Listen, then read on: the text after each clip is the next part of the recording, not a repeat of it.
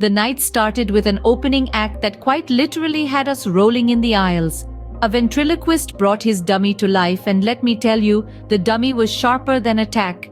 He had us questioning who was controlling who. Next, we had a stand-up comedian, a jester who painted our evening with a palette full of laughter. She explored the hilarity of everyday life, from the absurdity of morning routines to the madness of supermarket queues. Her punchlines hit harder than a boxing champ, and we were all knocked out with laughter. Following her, we had an improv troupe who took to the stage. Now, improv is a bit like a box of chocolates. You never know what you're going to get. This troupe, however, was more like a box of firecrackers. They exploded onto the scene with a scene about a family dinner that spiraled into a debate about whether pineapple belongs on pizza. The verdict? Still undecided, but the laughs? Decidedly abundant.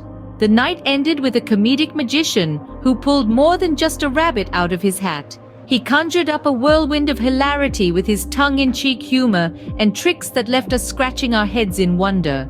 To wrap this up, the comedy show was a roller coaster of laughs, from the ventriloquist's sassy dummy to the stand-up comedian's relatable humor, the improv troupe's spontaneous wit, and the magician's enchanting jokes.